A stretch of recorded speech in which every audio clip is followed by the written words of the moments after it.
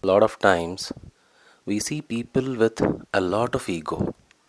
Not that we do not have ego, but we sometimes feel some people have a lot of ego, some people have lesser of an ego. We see it in the form of humility, even in the face of success. Generally, success, prosperity, these things bring with them ego. But I am sure you would have also seen cases where the person is not successful in any field and probably considered by the society as a loser or a mediocre. Still, they carry a lot of ego. So, today there was an interesting discussion with my friend, spiritual discussion, in which we were discussing about this. We were, of course, analyzing not someone else's but our own egos. We cannot deny the existence of ego. If ego itself does not exist, we probably won't be here, or even if we are still here, then we probably will be like Shirdi Sai Baba or Neem Karoli Baba or Ramana Maharshi, who are living gods. There is nothing called ego. They are the self, they are the ultimate truth. Everything is them, they are everything, which in turn they are nothing and everything at the same time. So, what is this ego? And we were discussing why some people have this strong ego. I. In fact, we were just joking about how some people, especially in their youth, use words or phrases like, do you know who my dad is? So, that ego, that I am very powerful. Do you know who even I am? And do you know my father, who's again even more powerful? So, you should be afraid when I say these kind of phrases, right? It's ego, right? Of course, I don't have to give you examples of what is ego. You have seen it too much in life, including your own lives. But why? Why this differentiation? Some have high ego, some have very mild ego. So, a beautiful conclusion came out of this during the discussion, and that is that there is self. Self is the ultimate truth. If you go by what Ramana Maharshi says, he says that self is within you. The self is everything. This whole universe is made up of the self. But if you want to realize that self, stop looking outside. Start going inside. And Ramana Maharshi specifically points out to a point slightly towards the right side of the heart center, where the self resides. And he says you can perceive it through sadhana. And the sadhana which Ramana Maharshi suggests is self inquiry. Who am I? Who am I? Who am I? Question. He says leads you to a spurana. Spurana is a feeling, a touch.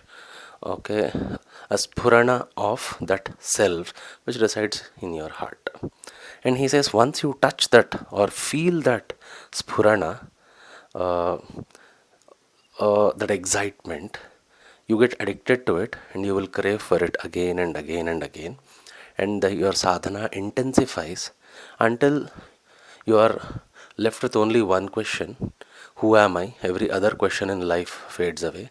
Eventually, that question itself fades away and you become merged in the self. That's the process. Obviously, all of us are very far away from that.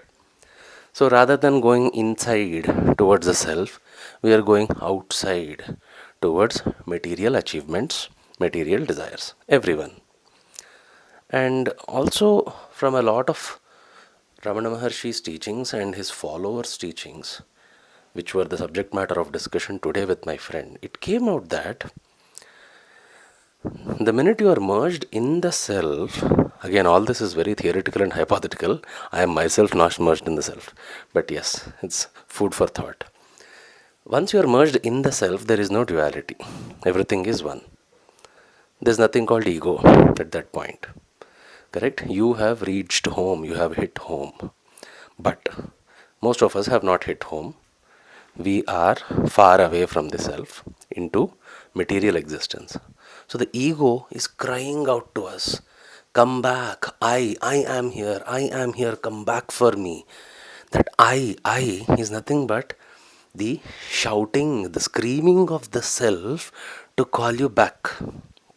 It is saying, I am here. I am here. Just come back to me. You are drifting away. Come, I. And the farther you move away from the self, it starts screaming more and more, louder and louder and louder. I. And we, the so called we, thinks that it is the ego's roar, not the self's calling. And the farther and farther and farther you are from the self, the higher and the higher and the higher is the ego, because that I am this, I am that. How dare you speak to me like this? Do you even know who I am? Yes, I might have lost, but I will regain everything. I will rule over. It is actually the self calling out to you louder and louder and louder. You misinterpret as the power of the ego. You are not relating that you have drifted so far away that the self, the Atma, is trying to scream even louder and even louder, calling you back to home. But you are so carried away in the Maya and illusion, you are thinking it is that you, the roar of the ego. And the minute you start walking inwards towards the self, withdrawing yourselves from the materialistic world, the calling or the screaming becomes lesser and lesser and lesser, because now you're coming closer. It doesn't have to shout that much to call you, because you're within the audible range. The closer and closer and closer you come to the self, it will start screaming lesser and lesser, which translates to lesser and lesser ego.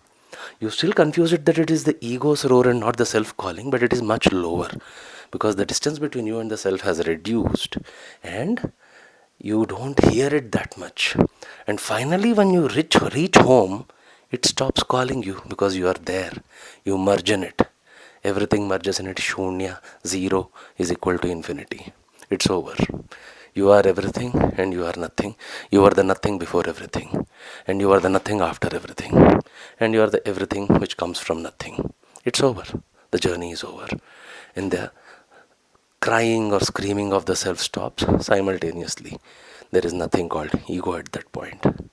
And I and my friend realized that our inner journey probably started maybe 10 years ago, 15 years ago, and we have seen over 10-15 years how our egos have become milder and milder and milder.